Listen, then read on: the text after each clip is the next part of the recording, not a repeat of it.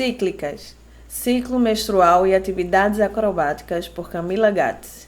Penduricalho, acrobacia aérea.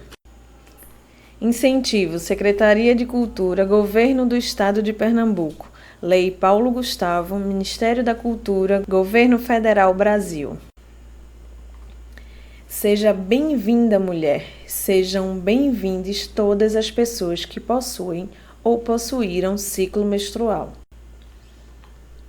Esse e-book foi pensado para trazer informações importantes sobre o funcionamento desses corpos e a aplicação desse conhecimento na prática do exercício físico acrobático. Eu me chamo Camila Gates e estarei com vocês nessa jornada de conhecimento sobre os corpos cíclicos.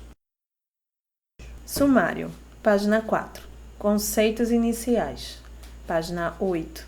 História das mulheres. Página 12. Página 12. Fisiologia do ciclo menstrual. Página 16. A natureza cíclica dos corpos com útero. Página 19. Ciclo menstrual e atividade acrobática. Página 21. Ciclo menstrual, alimentação e ervas medicinais.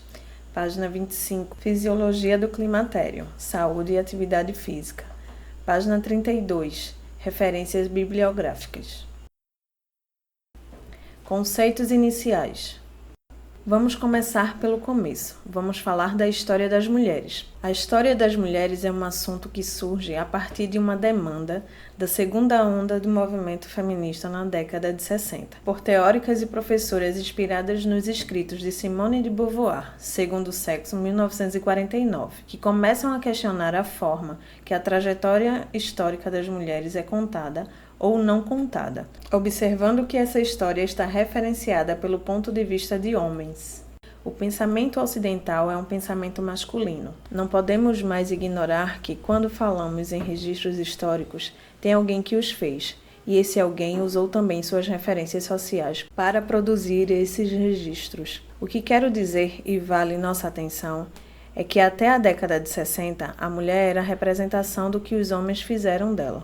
A maioria esmagadora dos peritos em arqueologia, história e teologia é do sexo masculino. E quando mulheres, aquelas que cresceram em sociedades que adotam os paradigmas e as religiões de orientação masculina. Por isso, existe uma lacuna irreparável na história, quando pensamos nela a partir do ponto de vista feminino.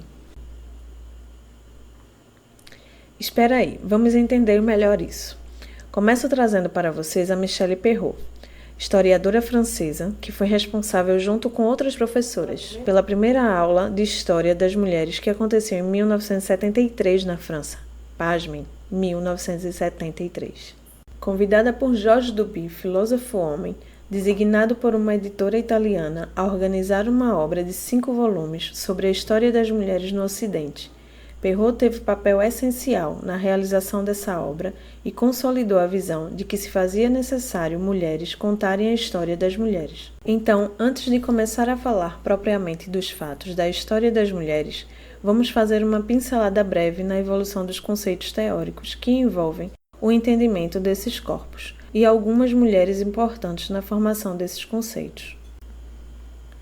Joan Scott, historiadora e filósofa norte-americana, tem importância no desenvolvimento do conceito de gênero, trazendo que gênero é a construção social e histórica dos sexos e que se baseia em relações de poder. Por isso, tanto os homens quanto as mulheres são construídos socialmente.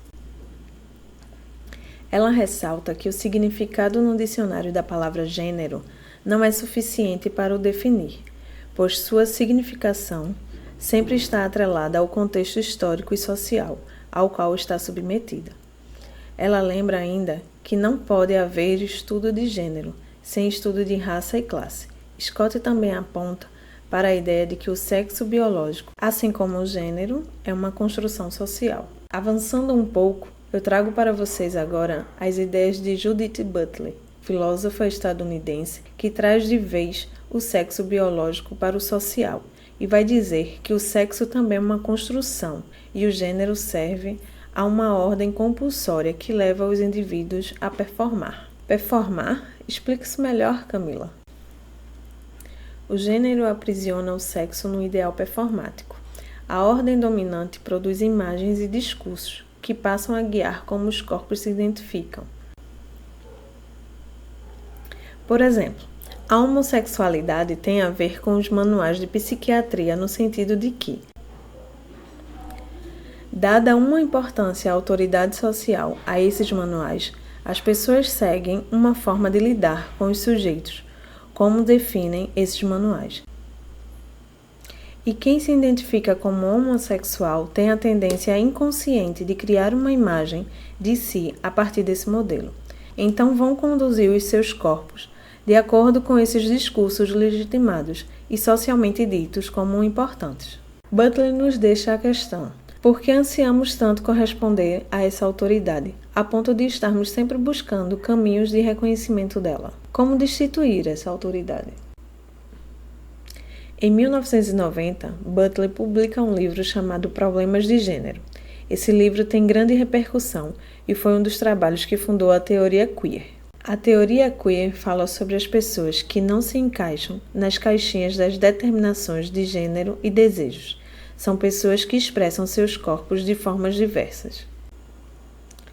É importante para nós termos atenção a essa ideia de que performamos de acordo com o sistema, pois nela vai estar contida a chave para uma tentativa de insurgir sobre esse outro, ao qual damos a autoridade de aprovar nossa forma de viver em nosso corpo, e a partir desse rompimento encontrarmos formas mais autênticas e livres de sermos nós mesmos.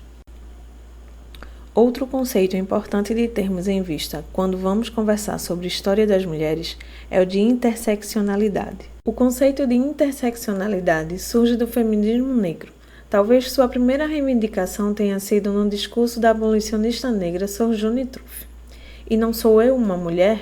Em 1851, na Convenção dos Direitos da Mulher nos Estados Unidos. Sojourner argumentava que, enquanto as mulheres brancas estavam exigindo direitos, as mulheres negras sequer eram reconhecidas como mulheres, denunciando assim que as situações vivenciadas por mulheres negras eram totalmente díspares das experiências vivenciadas pelas brancas. Apesar de seu cerne ter vindo daí, o termo interseccionalidade só é criado enquanto conceito por uma norte-americana chamada Kimberly Crenshaw, em 1989. A interseccionalidade é uma prática voltada à superação das desigualdades, por meio da luta antirracista, antipatriarcal e anticapitalista.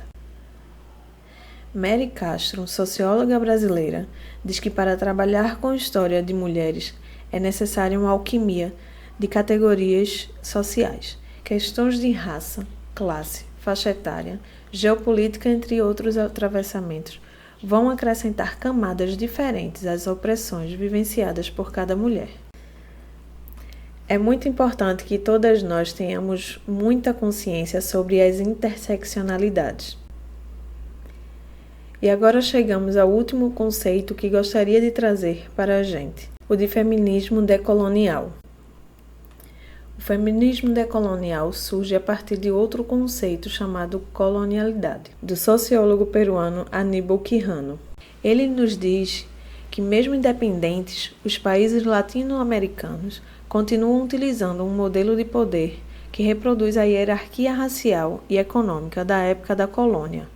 E isso marginalizou a sabedoria dos nossos povos originários e fez nossa identidade nacional ser forjada por um imaginário racista europeu.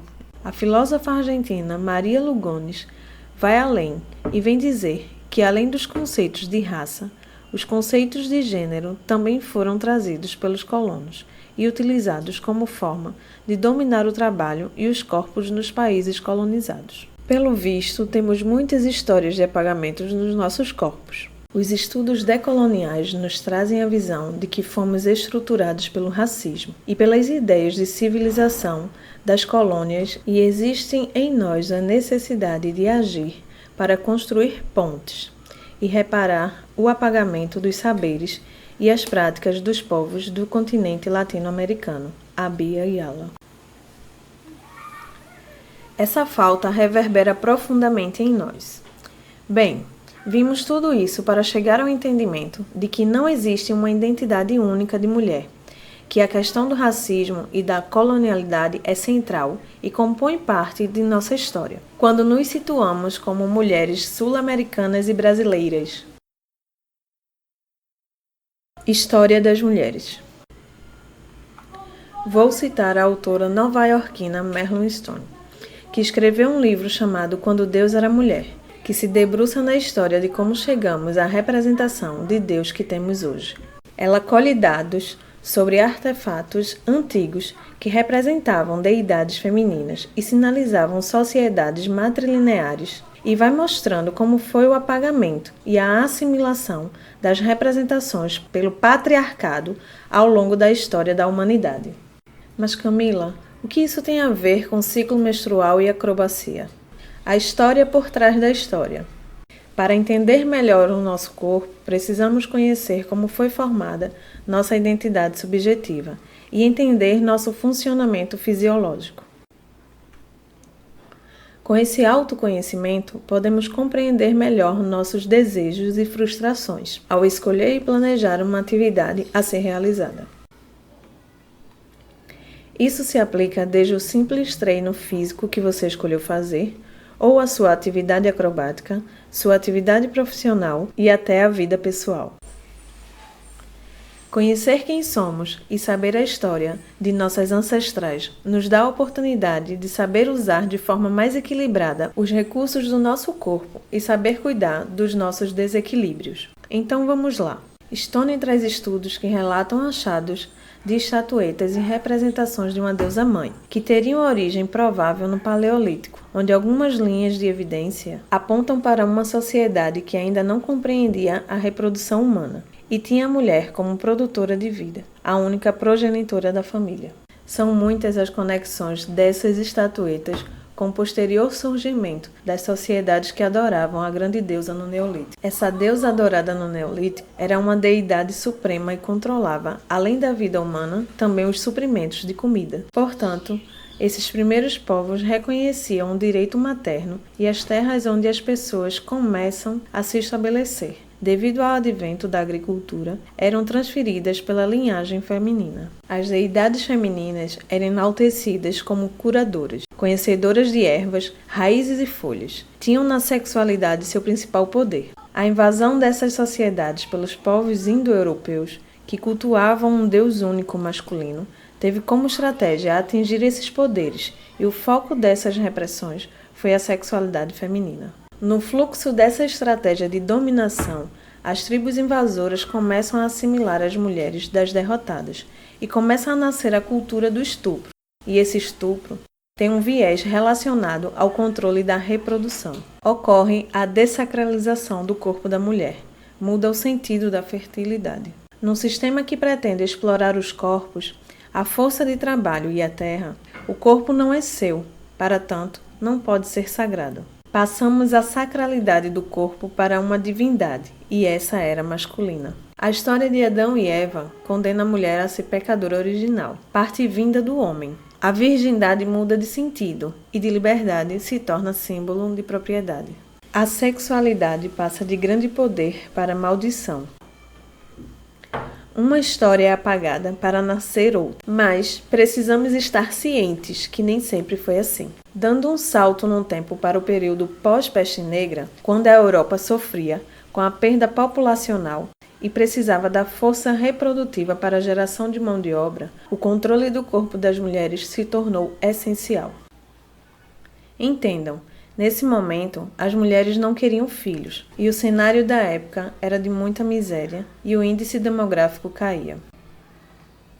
Era necessário algo drástico para dominar essas mulheres. Então começa o desenvolvimento do caça às bruxas, que foi um movimento totalmente relacionado ao controle produtivo e à retirada dos direitos das mulheres. A caça às bruxas se desenvolve num período em que a humanidade estava transacionando da economia de subsistência e troca para um sistema monetário. Nesse momento, também se cria a estrutura familiar e o contrato social do casamento. As terras que antes eram bem comum da aldeia passaram a ser propriedade privada. As mulheres que antes eram coproprietárias das terras perderam suas terras com essa mudança de sistema.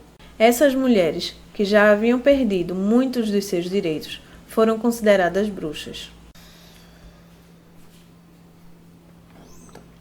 Nessa época também emergia a profissão médica, e para perpetuar essa profissão era necessário destituir da função de cura as mulheres curandeiras. Essas também foram consideradas bruxas. Os homens entram na sala de parto e passam a ter um controle absoluto do útero. Parteiras também eram consideradas bruxas. Todos os meios de contracepção foram demonizados e veio a criminalização para aborto e infanticídio. Também temos nessa fase a instituição da heteronormatividade e a consequente demonização da homossexualidade, tudo relacionado a essa ideia de sexualidade somente para a reprodução. Também eram denunciadas como bruxas mulheres que se uniam e se encontravam para conversar e trocar saberes. Mulheres juntas eram mulheres querendo lutar contra o sistema, e isso precisava ser combatido. Nessa época surgem as profissões do direito. Essas tiveram muitos ganhos com a caça às bruxas, o nascimento de advogados, juízes, a criação de comarcas para julgamento de bruxas. Virou um comércio super lucrativo que movimentava a economia. Alguns julgamentos eram eventos utilizados por alguns príncipes para conseguir dinheiro para reformas. A caça às bruxas tem um papel fundamental na normalização da violência contra a mulher. Era permitido escárnio e estupro das mulheres consideradas bruxas. Eu nem preciso dizer que não chegamos até aqui precisando de leis de proteção à mulher, como a Lei Maria da Penha e a do feminicídio, se essa história ainda não estivesse ecoando atualmente. A religião e a burguesia fizeram um pacto para a manutenção do poder, por isso precisavam tirar o poder das mulheres. Criaram então essa crença coletiva de que as bruxas, mulheres livres, revoltadas com o Estado, que conheciam sua sexualidade e os segredos da cura da natureza, eram uma ameaça demoníaca e que deveriam ser queimadas. Isso perdurou e se multiplicou pelos tempos, e reverbera em como nos vemos e nos relacionamos com o nosso corpo até hoje. O fim da caça às bruxas é compatível com os primórdios do capitalismo. Fazendo agora um recorte para a colonização das Américas, existem registros que mostram que os povos originários também eram matrilineares e a colonização foi a continuidade desse processo de dominação do patriarcado sobre os corpos. Seguiu passos parecidos, apagando saberes e incorporando crenças, legitimando como humanos somente alguns indivíduos, cometendo o genocídio desses povos. Fomos civilizadas, mortas e domesticadas. Nossa revolta sempre foi risco de vida. Qualquer semelhança com as formas das políticas atuais não é mera coincidência. Marielle Presente. Fisiologia do ciclo menstrual. Agora que entendemos melhor a nossa história, vamos falar um pouco sobre saúde. Tudo que se relaciona com o corpo feminino é atravessado por todo esse processo histórico-político e o repercute de alguma forma. Todo o nosso entendimento atual sobre saúde foi construído durante esse período histórico. Sistematizamos nossa visão do corpo e dos nossos processos, permeados por crenças de estruturas de dominação. O homem que consideramos pai da ginecologia utilizou mulheres que eram suas escravas para estudos, realizava procedimentos sem anestesia. Acreditava que mulheres negras sentiam menos dor que as outras, e uma pluralidade de coisas horrendas que só poderiam se desenvolver para as mais diversas violências ginecológicas e obstétricas vividas pelas mulheres ao longo dos tempos até a atualidade. O artigo A Cor da Dor, Iniquidades Raciais na Atenção Pré-Natal e ao Parto no Brasil, escrito em 2017, comprova como mulheres negras sofrem mais no parto, pois, pelo mito de sentir menos dor, suas chances de receber anestesia são muito menores que as de uma mulher branca. Com esse processo histórico, terceirizamos o entendimento sobre nós mesmas, e o afastamento desse corpo se tornou inevitável. Com todas as crenças demoníacas que cercavam os processos fisiológicos mais naturais, nos tornamos artificializadas. Até a pílula anticoncepcional, que foi um grande avanço para a liberdade sexual feminina, serve também ao propósito de nos anestesiar de nós mesmas, suprimindo a produção hormonal, que é tão importante para a manutenção da nossa saúde, e nos tirando a menstruação, que é um sinal vital. Sim, é preciso falar que aquele sangue que temos todos os meses quando tomamos AC com intervalos, não é menstruação. Esse é simplesmente um sangramento por privação de hormônio e só foi implementado pela indústria farmacêutica para ter maior adesão das mulheres que se incomodavam em não sangrar. Queria abrir um parêntese neste ponto para explicar como funciona o anticoncepcional hormonal. Em geral, o método hormonal visa a supressão da ovulação. Isso é feito dando ao corpo uma mesma dosagem diária de um ou uma combinação de hormônios, que vai gerar a interrupção da produção natural desses hormônios. Nossos hormônios sexuais não servem somente à reprodução. Os hormônios sexuais nas mulheres são responsáveis pela regulação hídrica do corpo, saúde dos ossos, regulação da distribuição de gordura corporal, por regular ciclo circadiano, controle da ansiedade e estresse e até mesmo a nossa saúde muscular. Temos alguns estudos sobre os efeitos colaterais do uso prolongado dos hormônios artificiais, mas não temos estudos sobre o impacto da supressão dos hormônios naturais na saúde geral da mulher, que faz uso de AC por muitos anos seguidos. É evidente o papel histórico que o anticoncepcional tem na vida das mulheres, e os hormônios artificiais são, de fato, muito necessários em algumas questões e podem melhorar muito a qualidade de vida de algumas mulheres. Porém, a prescrição indiscriminada de AC é um risco à saúde e devemos refletir sobre isso. Mas vamos agora falar de ciclo menstrual. Quando falamos de ciclo menstrual, estamos falando de um processo fisiológico que tem como astro principal a ovulação. Como vimos, nossos hormônios sexuais são responsáveis por muita coisa além da reprodução. Então, vamos nos referir ao seu conjunto de órgãos como um aparelho de fertilidade.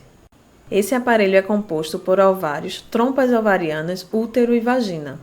A professora e médica ginecologista brasileira Berta Brunet traz uma perspectiva interessante quando diz que o útero é a nossa matriz de historicidade. E lá está guardada as nossas memórias ancestrais. Já os ovários são o centro da energia vital feminina de fertilidade. O ciclo menstrual possui duas fases, uma proliferativa e outra lútea. Dentro dessas fases podemos classificar 4 etapas vividas: menstruação, pré-ovulação, ovulação e pré-menstruação. Para compreender o processo fisiológico do ciclo menstrual, vamos conhecer primeiro o eixo neuroendócrino, responsável pela fertilidade, composto por 3 grandes alicerces: o hipotálamo, a hipófise e os ovários. Quando as mulheres chegam à puberdade, o hipotálamo vai começar a liberar o fator liberador de gonadotrofinas. Esse fator vai atuar na hipófise, que por sua vez vai liberar 2 hormônios, o LH e o FSH. O LH, hormônio luteinizante, vai atuar nos ovários, fazendo com que os óvulos, que estão com a gente desde a nossa vida intrauterina, comecem a se desenvolver. O LH junto com o FSH, que é o hormônio folículo estimulante, atuam no desenvolvimento dos folículos, casinha dos óvulos. Esses hormônios juntos trabalham a nível dos ovários, para que eles passem a secretar estrogênio e progesterona. A progesterona e o estrogênio vão atuar ao nível do útero, no desenvolvimento do endométrio, camada que reveste a parte interna do útero.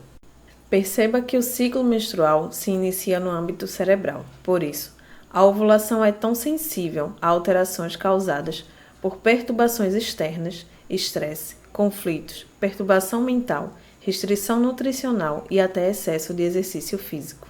Agora vamos à ovulação propriamente dita.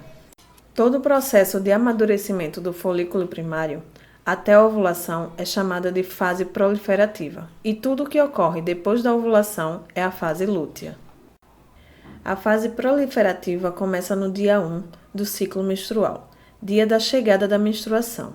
Ela é a fase mais complexa do ciclo e define sua duração, pois vai durar o tempo que o corpo levar para ovular.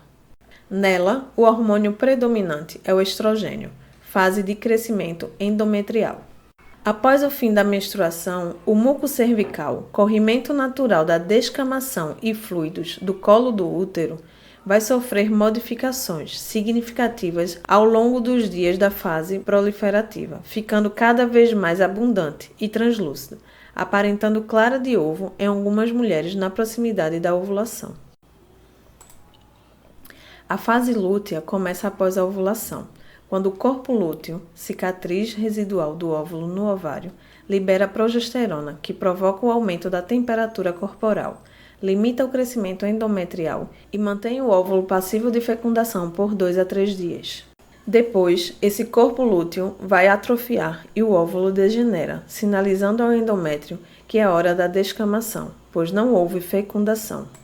A fase lútea possui menos variações e dura aproximadamente 14 dias, vai da ovulação até a descida da menstruação. Como vocês podem ver, a menstruação é somente uma resposta à ovulação. Temos 2 hormônios mestres do ciclo, o estrogênio, que é proliferativo, e a progesterona, que é um hormônio de manutenção, e ambos são importantíssimos para a saúde feminina. É importante para a gente perceber que, da mesma forma que o nosso muco cervical e o nosso endométrio mudam, a nossa energia física e mental também flutuam dentro dessa ciclicidade. Nossas capacidades, habilidades, nossa estrutura cerebral muda. Metabolismo de cafeína, demanda de nutrientes, habilidades cognitivas também mudam dentro desse ciclo. O nosso metabolismo energético, que tipo de fonte de energia a gente usa, muda. Em uma fase usamos mais carboidrato, em outra, mais gordura. Imagina que doideira tudo isso em movimento no nosso corpo e a gente se cobrando a ter a mesma produtividade durante todo o mês. A natureza cíclica dos corpos com útero. Vamos então fazer assim. Após entender teoricamente essas mudanças, vamos reconhecer elas dentro de nós? Tome um tempo para si e comece a observar. Como sua energia flui durante o dia, durante a semana? Como são suas flutuações mensais? Se você ficar atenta, vai perceber que assim como o dia começa claro, seus tons e temperaturas vão mudando até que chegue a noite. Como a lua começa nova e vai crescendo até ficar cheia e depois míngua para desaparecer novamente. O inverno passa para a chegada da primavera e depois do verão o outono se apresenta. Da mesma forma, a planta que é semente, depois planta jovem, coloca flores e depois morre. Assim também são os ciclos nos nossos corpos. Vivemos o ciclo do dia, circadiano, onde nosso corpo executa funções internas específicas dependendo do horário. Temos o ciclo mensal, onde nosso corpo vivencia todo o ciclo menstrual. Temos o ciclo do ano, onde experimentamos também mudanças significativas de metabolismo, saúde e humor. E por último, o ciclo de vida, onde nascemos, crescemos, passamos pela fase reprodutiva até chegarmos ao climatério, perimenopausa, menopausa e pós-menopausa. Registrar e entender nossos ciclos é voltar a se conectar com a natureza que existe em nós, perceber que não somos seres isolados e fazemos parte de um organismo que se manifesta de forma muito organizada e tem como inteligência os ciclos. Nos ciclos, vivenciamos movimentos de forma repetitiva, e isso nos oportuniza a nos organizarmos e evoluirmos de forma mais eficiente em todos os aspectos da nossa vida.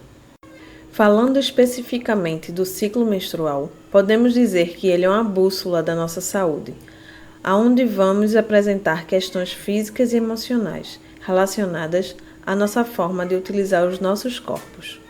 No próximo capítulo, vamos explorar melhor esse assunto.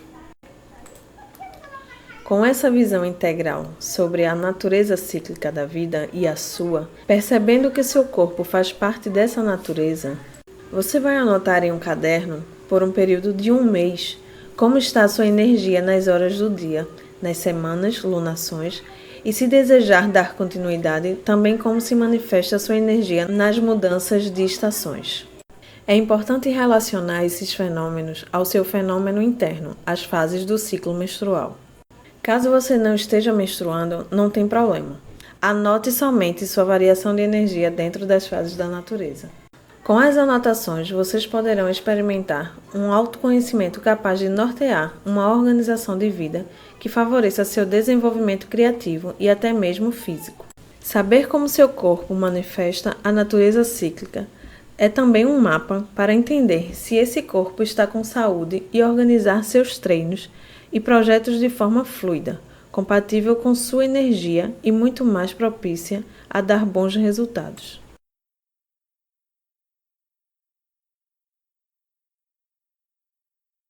Ciclo menstrual e atividade acrobática. Agora vamos adentrar as fases do ciclo menstrual e falar sobre energias do corpo e a prática acrobática. Fase folicular. Etapa da menstruação. Precisamos de descanso. Em geral, a memória e a capacidade de socialização ficam menores. Já em algumas mulheres, não.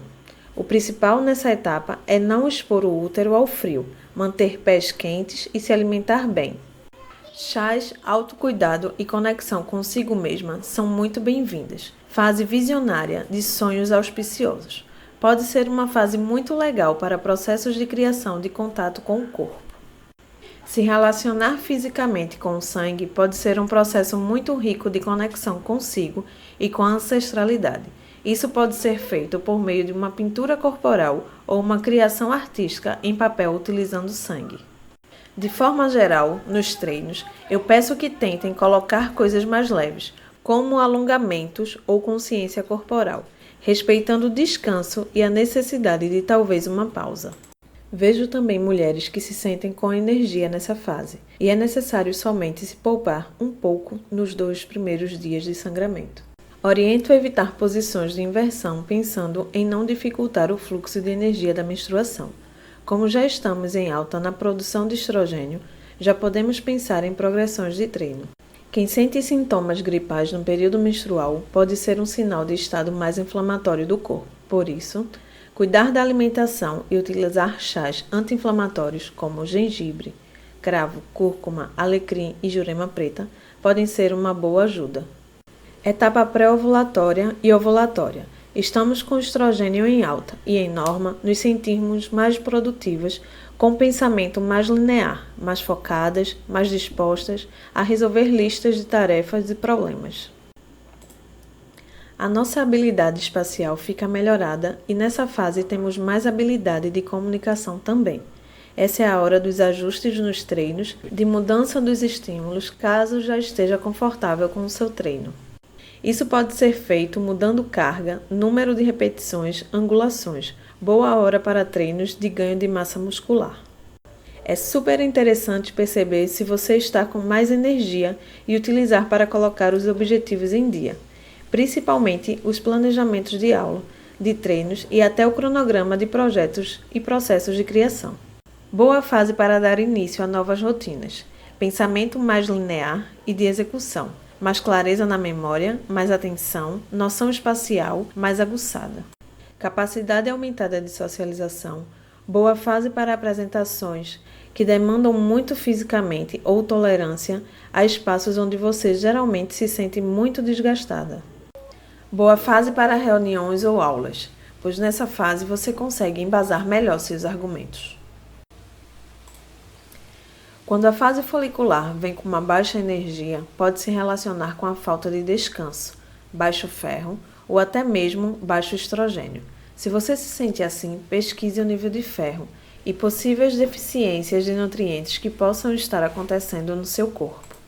Quem se sente estressada nessa fase, mais agressiva, fica muito executora, sem paciência com o tempo dos outros, precisa aprender a gastar mais energia.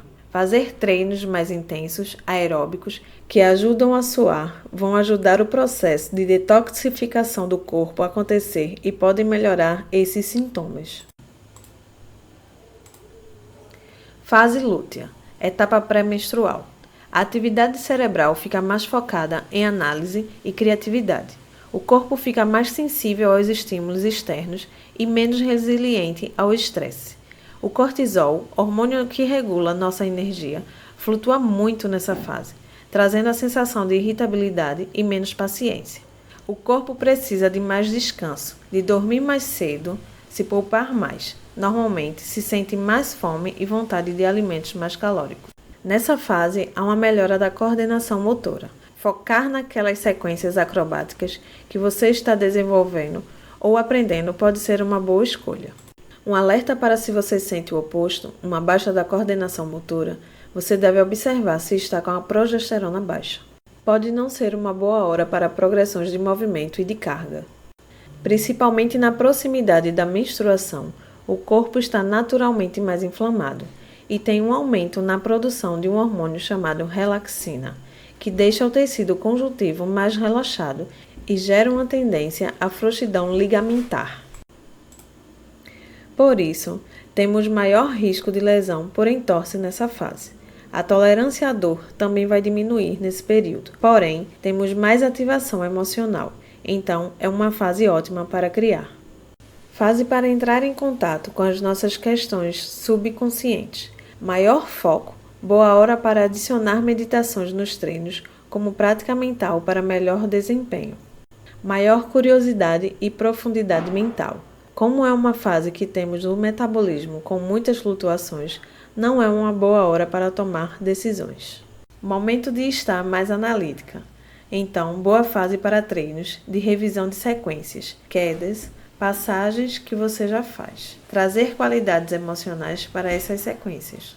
Como estamos com memória auditiva melhor, então trabalhar com dança, música, encaixar coreografias são ótimos exemplos de propostas de treinos para esse período.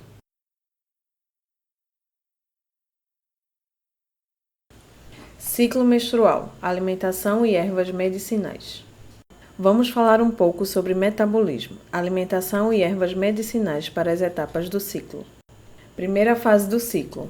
Estamos com melhor sensibilidade aos carboidratos, o que significa que estamos menos propícios aos picos de glicose, mesmo que o carboidrato seja de alto índice glicêmico. Segunda fase do ciclo. Aumento da necessidade calórica. Mais fome. Fome não é igual a desejo por sabores. Esse geralmente vai indicar desequilíbrios. Passamos a precisar de mais proteínas e gorduras boas nas refeições. Pensar em carboidratos de baixo índice glicêmico, pois nessa fase estamos com pior sensibilidade a carboidratos. O metabolismo da cafeína também fica diferente e pode ter como efeito a redução da calma e aumento da irritabilidade, podendo de fato aumentar a ansiedade. A eliminação da cafeína também vai demorar muito mais, então cuidado. O café durante o dia pode afetar o sono da noite. A alimentação, hábitos de vida e as plantas são grandes aliados para viver a ciclicidade com saúde e bem-estar.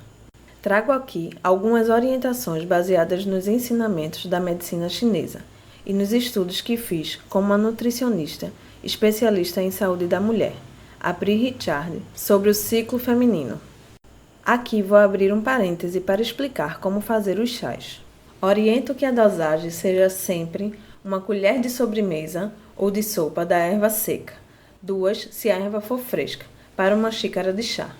Se forem de partes moles da planta, deve-se ferver a água, desligar o fogo, acrescentar a erva e tampar por 10 minutos. Caso sejam partes duras da planta, como sementes, cascas e raízes, essas devem ser fervidas com a água até se obter uma redução da metade do líquido. Após isso, tampar e consumir após 10 minutos. O chá é uma das formas mais simples de consumo das ervas, porém, também podemos consumi-las em formas de tintura, que é o extrato alcoólico da planta. Nesse caso, oriento usar o número de gotas correspondentes ao seu peso corporal, divididas em 3 tomadas por dia, manhã, tarde e noite, sempre diluindo em meio copo de água, que pode ser morna para aumentar a evaporação do álcool ou gelada para virar uma bebida refrescante. Pessoas com problemas com álcool, diabéticas, com questões do fígado e muita sensibilidade gástrica devem optar pelos chás. Vamos às etapas do ciclo. Menstruação. Nessa etapa, estamos perdendo sangue. Os cuidados nesse momento determinam a qualidade das outras fases. A ideia da alimentação é otimizar a limpeza que normalmente já acontece na menstruação. Nesse momento, estamos perdendo nutrientes, como ferro, ácido fólico, vitamina A, vitamina C. Devemos incluir fontes desses nutrientes e otimizar a absorção deles. Associar as fontes vegetais de proteínas que são ricos em ferro à vitamina C, além de não consumir fontes de cálcio junto com essas proteínas, vai facilitar a absorção adequada de ferro na refeição. Nesse momento do ciclo, é importante comer comidas quentinhas, de fácil digestão e nutritivas. Estamos no nosso inverno interior. Sugiro consumir beterraba cozida, espinafre cozido, folhas verdes escuras, carnes vermelhas, miúdos, batata doce, linhaça, semente de abóbora, espirulina de boa procedência. Chás eficientes nessa etapa: camomila, artemisia e canela. Etapa pré-ovulatória. Nessa fase, estamos com mais energia. A alimentação deve ser leve, sem excesso de proteínas animais, muitos grãos, sementes e fitoestrógenos, mais carboidrato. Consumir ovo, cenoura, linhaça, semente de abóbora, lentilha, aveia, folhas verdes escuras, abacate, caqui, amora, alho, noz, espinafre, água de coco, gergelim preto, brotos, banana, brássicas, batata doce. Caso nessa fase você se sinta com pouca disposição ou tenha problemas para ovular, você pode usar a maca peruana como suplementação. Uma colher de sobremesa do pó, maca vermelha, por dia, misturada na alimentação. Chás que auxiliam essa fase: alcaçuz, folha de amora, sálvia. Se você sente dificuldades para ovular, tem muita acne nesse período, é interessante tomar alguns cuidados alimentares, como reduzir laticínios, farinhas brancas e açúcar. Chá de artemisia pode ser aliado para melhorar tanto a ovulação, quanto pode ser utilizado durante todo o ciclo para redução de cólicas e regulação hormonal. Fase ovulatória: pico hormonal de estrogênio e testosterona. Alimentos refrescantes que auxiliam nas conversões hormonais: tofu, miso, lentilha, fenogrego, semente de abóbora, alimentos ricos em vitamina C, espinafre, amora, beterraba, agrião e fígado. A beterraba e o espinafre devem ser cozidos. Ervas para essa fase: dente de leão, chá verde, urtiga dioica, artemisia. Fase pré-menstrual: corpo produzindo progesterona, metabolismo mais alto. Essa é a fase de dar prioridade a alimentos que previnem inflamações e desconfortos menstruais. Mais foco em alimentos com baixo índice glicêmico e refeições mais ricas em gorduras e proteínas boas: abacate, couve, espinafre, semente de girassol, semente de gergelim branco, chocolate amargo, água de coco, grão de bico, ervilhas, castanhas, amêndoas, cardamomo, óleo de gergelim, granola, são todos aliados. Chás para essa fase: camomila, gengibre, vitex, artemisia, rosa e lavanda.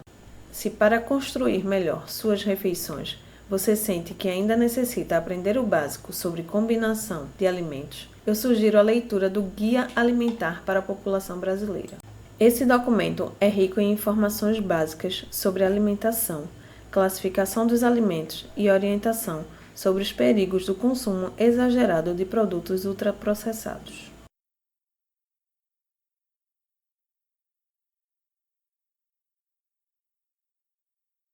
Fisiologia do climatério, saúde e atividade física. Vamos agora conversar um pouco sobre uma fase muito importante da vida da mulher, o climatério.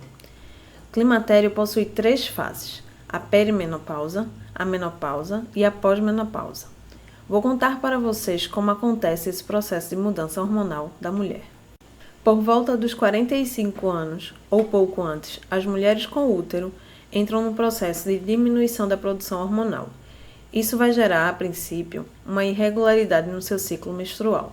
Começa o que hoje chamamos de perimenopausa. Chamamos de menopausa a última menstruação da mulher, e a pós-menopausa, período depois de 1 ano sem menstruação. A perimenopausa tem como sintomas principalmente ciclos anovulatórios, o que significa ciclos onde não há ovulação. Na prática, as mulheres começam a ter ciclos curtos ou espaçados demais, ou seja, ciclos irregulares onde haverá diminuição do fluxo menstrual ou ausência desse fluxo, intercalados a sangramentos de caráter hemorrágico. Outros sintomas possíveis são taquicardia, sudorese, tremores, transtornos de humor e ansiedade, alterações emocionais, disfunção sexual atrelada a questões da libido e questões físicas como ressecamento e dores. Transtornos de sono, sono mais curto, dificuldade de sono profundo, problemas dermatológicos, transtornos urinários, perda urinária, dificuldade de perda de peso e aceleração de ganho de peso. Atrelado à perda muscular, a maior dificuldade de ganho muscular. Todos esses sintomas estão relacionados aos nossos hormônios, porém, também estão muito atrelados à nossa subjetividade enquanto mulher.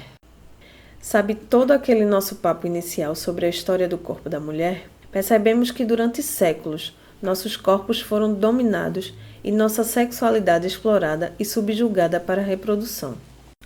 Dentro desse paradigma, a transição feminina da fase reprodutiva para essa nova fase, não reprodutiva, que deveria ser entendida como plenitude vivida, se transforma em transição para um período invalidado socialmente.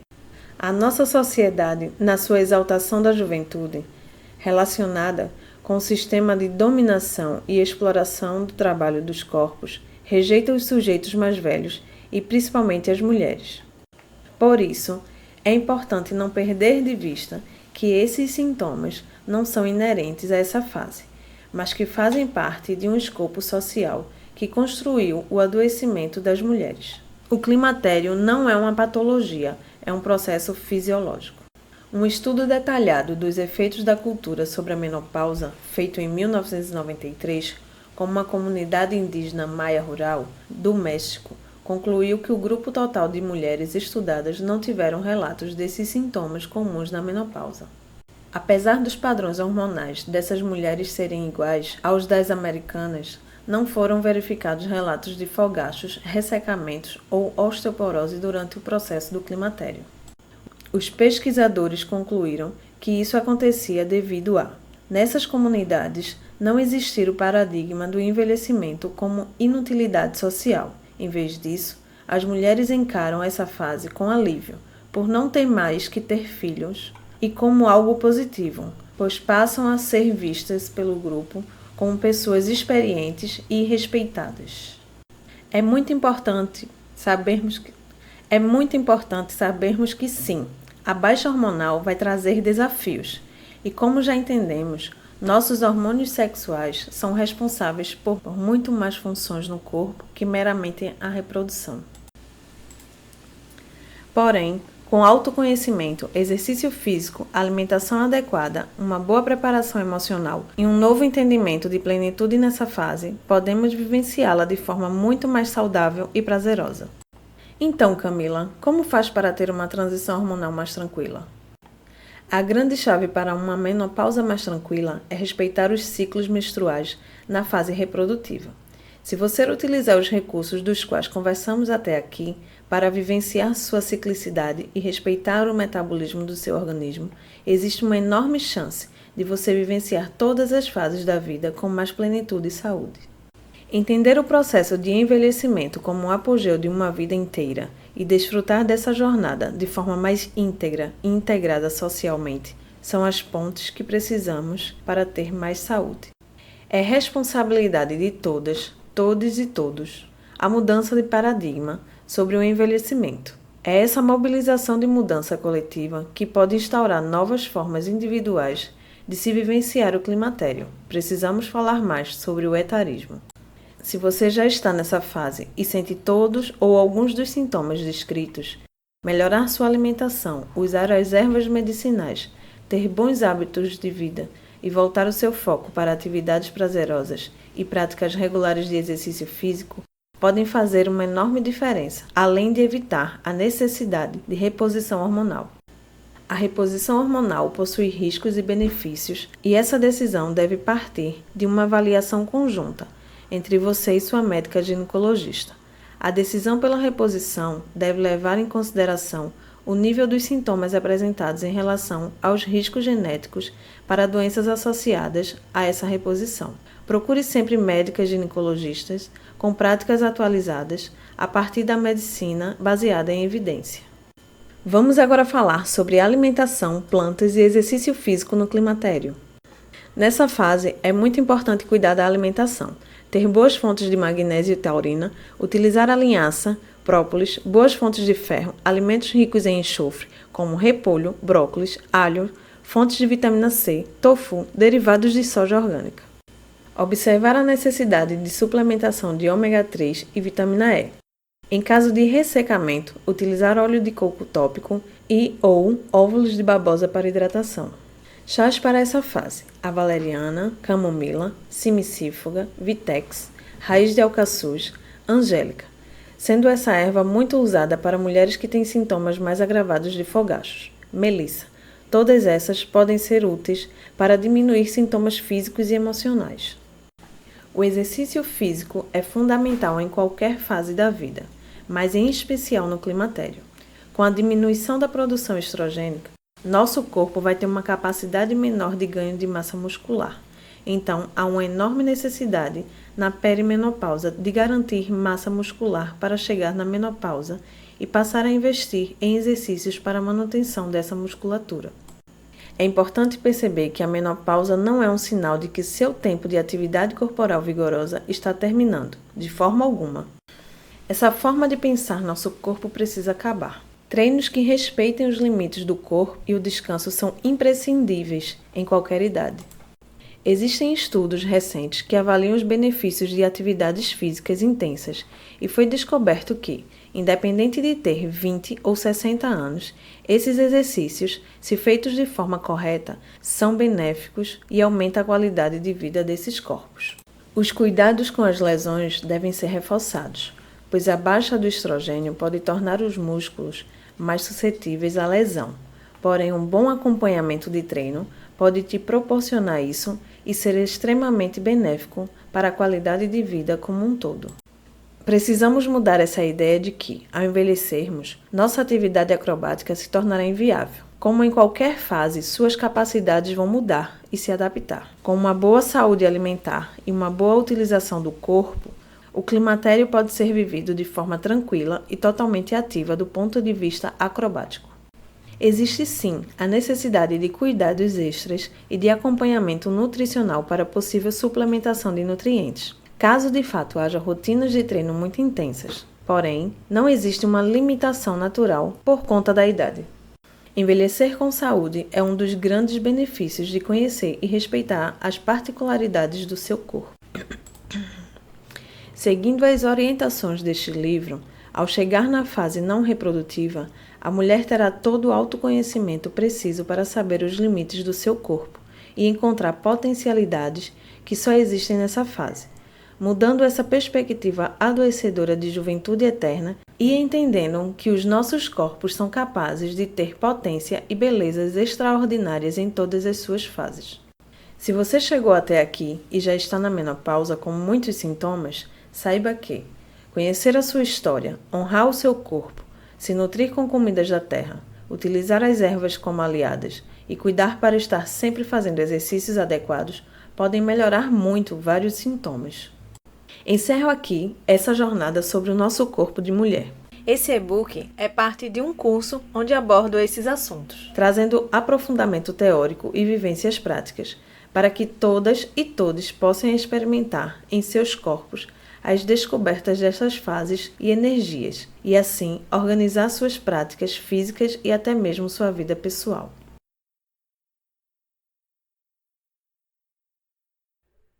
Quem é Camila Gates? Terapeuta corporal e mãe de 2, fundadora, diretora artística, gestora e professora da escola Companhia Penduricalho de Acrobacia Aérea. Formada em Educação Artística pela UFPE, tem pós-graduação em Atividades Acrobáticas de Circo e Ginecologia Natural. Professora e responsável pela Clínica Escola em Ginecologia Natural da Shen Recife, Camila também é instrutora de yoga e fez diversos cursos livres na área de alimentação e ervas medicinais para mulheres. Durante sua jornada profissional, sempre procurou cruzar suas áreas de atuação, buscando o entendimento de como os conhecimentos sobre ginecologia natural poderiam ser aplicados na atividade acrobática, e desse intercâmbio nasce o projeto Cíclicas, que tem como uma de suas propostas trazer a ginecologia natural para os treinos acrobáticos com mulheres como forma de renovação do pensamento desses treinos, entendendo que estão fundamentados, assim como tudo na nossa sociedade, em visões masculinas do corpo. Camila é uma buscadora e seu propósito é auxiliar pessoas a se reconectarem com seu corpo e seu poder pessoal na busca do equilíbrio, da saúde integral, no desenvolvimento físico, acrobático e artístico. Giovana Monteiro, responsável pela identidade visual do Cíclicas. Designer gráfica, ilustradora e amante das águas, trabalha há mais de 10 anos pela conservação marinha. Esse universo se reflete em suas pinturas em aquarela e escritas, tendo a presença forte da fauna e da flora em todos os seus trabalhos. Os livros ilustrados habitam e movem seu coração, assim como a fotografia, a poesia e as histórias. Teve seu primeiro livro publicado em 2024. A maternidade chegou cedo em sua vida, deixando mais fundo o rio de dentro. Os seres encantados são protagonistas em suas obras, e os seres miúdos e minerais iluminam seus caminhos e investigações. Referências bibliográficas. Collin, A.M. A Construção Histórica do Corpo Feminino. Caderno Espaço Feminino. Volume 28, número 2, 2016. Disponível em sear.ufu.br. Acesso em 3 de dezembro de 2022. Lerner, Gerda. A Criação do Patriarcado. História da Opressão das Mulheres pelos Homens. São Paulo, Cultrix, 2019. Stone, Merlin. Quando Deus era Mulher. São Paulo, Goya, 2022. Souza Oliveira e Lucine M., 2021. O Pensamento Decolonial. Conceitos para pensar uma prática de pesquisa de resistência. Boletim Historiar. Recuperado de periódicos.ufs.br. Costa, J.B. Grossfogel, R. Decolonialidade e Perspectiva Negra. Brasília, Editora Revista Sociedade e Estado, 2016. Scott, Joan. Gênero, uma categoria útil de análise histórica. Educação e Realidade, 16, 1990, 2. 5-22. Federici, Silvia. Caliban e a Bruxa. Mulheres, Corpo e Acumulação Primitiva. Tradução de coletivo Sicórax, São Paulo, Elefante, 2017. Hooks, Bell. O feminino é para todo mundo. Políticas arrebatadoras. Tradução Ana Luzia Libânio, Rio de Janeiro, Rosa dos Tempos, 2018. Michael Murray. Menopausa. Uma abordagem natural. Elsevier, 2022, 220 páginas. Programa Ciclos da Mulher e Alimentação Cíclica da nutricionista Priscila Ricciardi. Brasil, Ministério da Saúde, Secretaria de Atenção à Saúde, Departamento de Atenção Básica, Práticas Integrativas e Complementares, Plantas Medicinais e Fitoterapia na Atenção Básica. Brasília, Ministério da Saúde 2012. Cadernos de Atenção Básica, número 31. Gomes da Silveira, GG. A Mulher Climatérica. Rev. Brás, Média Esporte, 1997. Ciro Oliveira Queiroz e Clarkson Plácido Conceição dos Santos, Atividade Física na Saúde da Mulher. Editora CRV. Pablo Pérez San Martín, Manual de Introdução à Ginecologia. Natural Editora. Ginecosofia. Fonseca, Ângela Má Dildá et al. Ginecologia Endócrina, Manual de Normas, São Paulo, Roca. Acesso em 13 de novembro de 2024. Linda Sparrow e Patrícia Walden. Yoga para a Saúde do Ciclo Menstrual. Editora Pensamento, ano 2006.